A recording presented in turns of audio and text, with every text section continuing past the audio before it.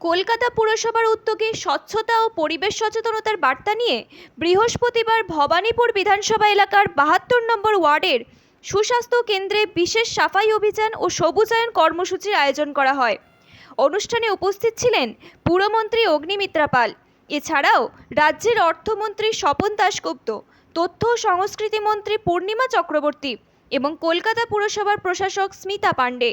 কর্মসূচির অংশ হিসেবে মন্ত্রীরা স্বাস্থ্যকেন্দ্র চত্বরে ঝাঁটা হাতে সাফাই অভিযানে অংশ নেন এবং পরিচ্ছন্নতার গুরুত্ব সম্পর্কে সচেতনতার বার্তা দেন।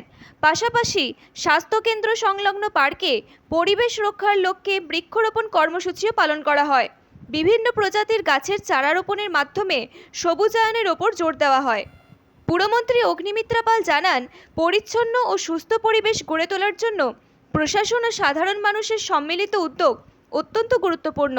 এই ধরনের কর্মসূচির মাধ্যমে নাগরিকদের মধ্যে সচেতনতা আরও বৃদ্ধি পাবে বলেও তিনি আশা প্রকাশ করেন।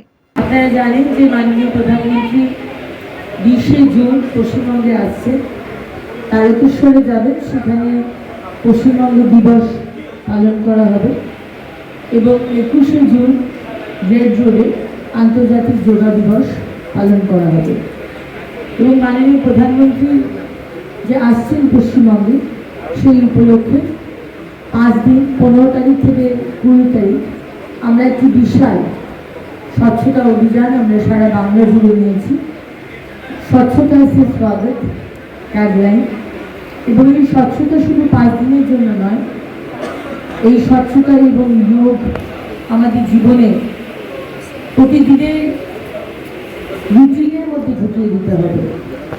স্বচ্ছতা প্রতিদিন করতে হবে, স্বচ্ছ রাখতে হবে নিজেদের শহর, এবং যোগ আমার দৈনন্দিন জীবনের মধ্যে আমার রুটিনের মধ্যে ঢুকিয়ে দিতে হবে।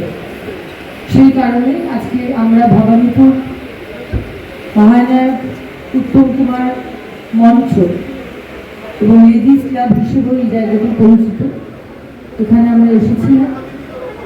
দিদি, আজকে স্বচ্ছতা ভারতে আজকে থেকে কালকে থেকে শুরু হয়েছে। 5 দিন ব্যাপী আমাদের প্রধানমন্ত্রী নরেন্দ্র মোদীজি নেতৃত্বে সারা দেশ জুড়ে অভিযান চলছে। স্বচ্ছতা হি সেবা আর সেবা হি হামারা সংকল্প। এইটা মেনে আমরা প্রত্যেক জায়গায় জায়গায় কাজ করতে আরম্ভ করেছি। জায়গা শুধু 5 দিন নয়, এটা আমাদেরকে দৈনিক জীবনে এটা অভ্যাসটা আনতে হবে। আর শুধু নিজের ঘর দুয়ার পরিষ্কার পরিচ্ছন্ন রাখলে হবে না, আমাদের পাড়া প্রতিবেশ রাজ্য দেশকে পরিষ্কার রাখতে আমাদের ভূমিকাটা যুক্ত আছে।